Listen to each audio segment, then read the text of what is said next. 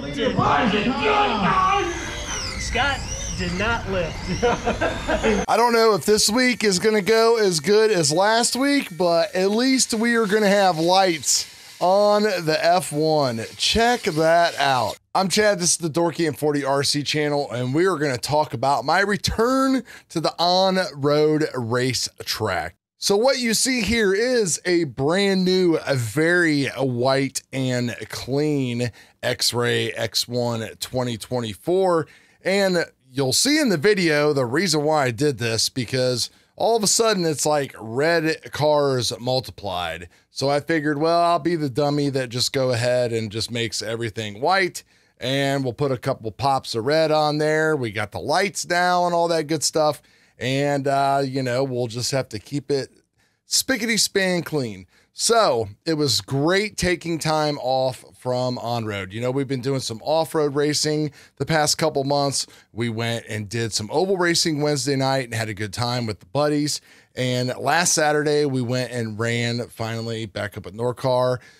We ran the F1, and it was the best that I have ran the F1, quite honestly. It was great to just see things that on the videos we can show real quick, some things that I need to work on overall.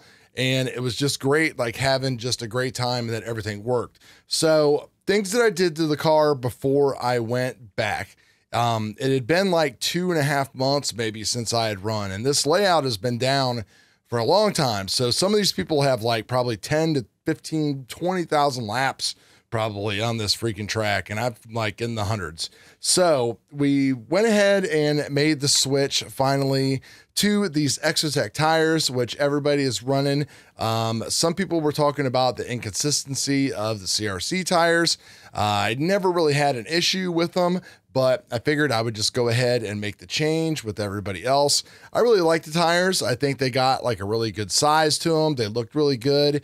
They kind of add to like the scaleness of everything with the F1 car. I got the Carpy's wheel dots on here. I just kind of trimmed them out in the center, so that way I can still get to my wheel nuts and everything. So we did the tire change. I also moved some spacers up front to get the body height, the whole chassis height up a little bit. The minimum chassis height is 4 millimeters. And I was always kind of riding like around that, like, I think 3.9 to like 4.1 area. Very hard, you know, different ride height gauges, even though they kind of like work. It was somewhere around there. But what I did notice is that, you know, when I flipped over the car and looked at the bottom of the chassis, there was a lot of like traction compound all up and down the chassis here. And you can see pretty much we have just a little bit, maybe right here. We don't have any on the pod. We haven't had any rubbing at all. We're setting like maybe around like 4.3 to like 4.4 millimeters right now in the front, and about 4.5, just a little bit hair up here in the back, and that seemed to work out well. I think I felt it. It felt a little bit more consistent, so everything like that was great. The other thing that we did is we worked on the actual ESC settings. So I talk about this in my B7 videos. The G2 stock spec ESCs from Hobbywing, they literally just have a problem. I don't know if it's the OTA or whatever, but you really have to be careful when you're updating the firmware on these things that it actually takes and actually works. So I noticed that like on my buggy, I kept jacking my drag brake up to like 50%, and the wheels like still didn't work. It just, things weren't right. So I made sure that that was all good on that. And it was pretty much a key thing between playing with ESC settings, brake settings, learning how to like, you know, trigger brake when I need to, as well as working on things with my dual rate. So it's pretty much the changes that I made all day long. I didn't make any physical changes to the car. The car held up, no big crashes. What I love about the F1, as long as you don't put this thing into a wall, it's going to run for you. I was worried about the tires like coming in since they were brand new, and people said you got to run them in a little bit. I mean, they literally look brand new still. And I look at people's that have hundreds, if not thousands of lap on theirs, and they look great still. Maybe this is wore down a little bit with the actual center bead. They say the top is kind of wearing down a little bit, but hey, if these things turned out amazing. So we got a new fan on there, all that stuff. And then of course the body I did this week and got it all cleaned up. I put a new front wing on there because it was a little bit bent. And the body, as far as trying to like maintain a little bit more of the body to maintain a little bit more of an aero effect, considering what I had on my first one. So my cuts were way more aggressive here in the front, getting more air inside. And then I believe I had a pretty significant gap back here from the wing as well. So getting more airflow into that dam back there into the wing should give us a little bit more of a different handling car. I guess we're going to have to see how it goes. As far as steering for me is fine. I think watching my videos back, and as far as like not being able to just nail those freaking corners, obviously it comes with practice and just being really in tune with the car.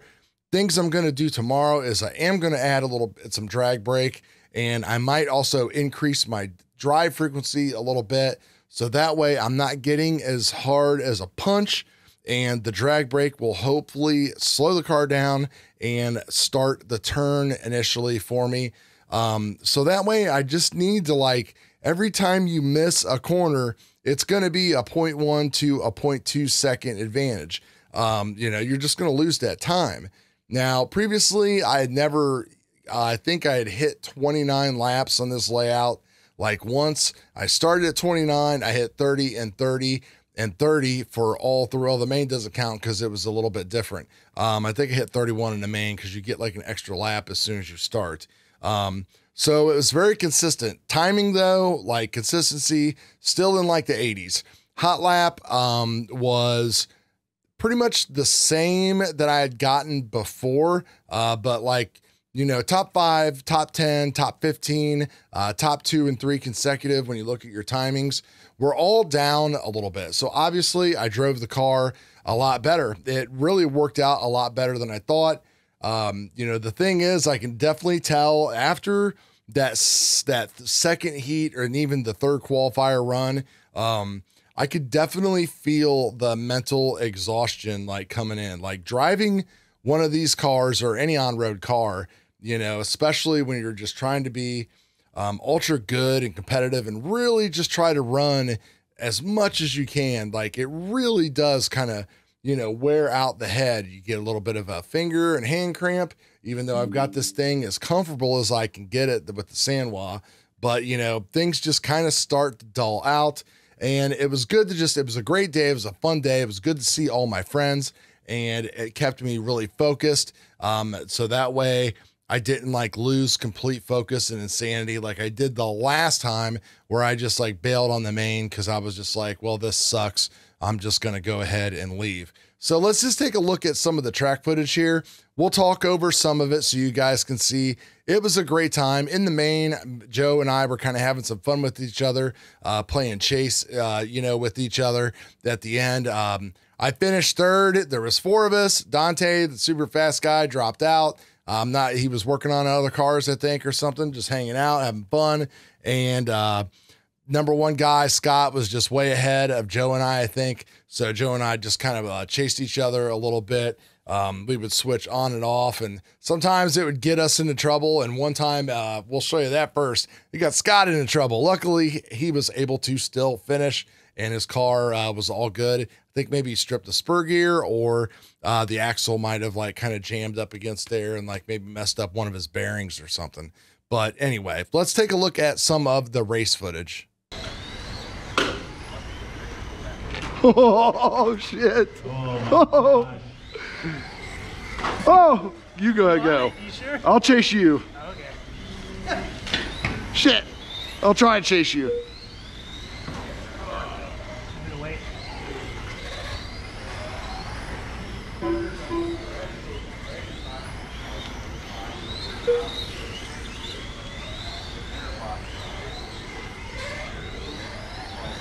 $120 to go.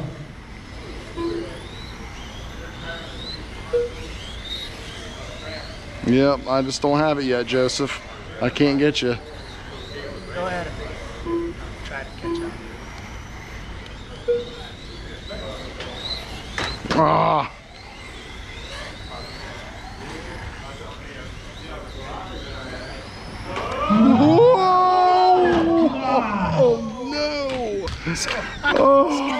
did. Scott did not lift. 45 seconds. 45 seconds left. Poor Scott was the victim of our reindeer games. At least he's laughing instead of throwing punches. You assholes! 30 seconds left. Man, what is that? I don't know. It's still fast. Oh, it's probably one of the deflectors. 15 seconds left.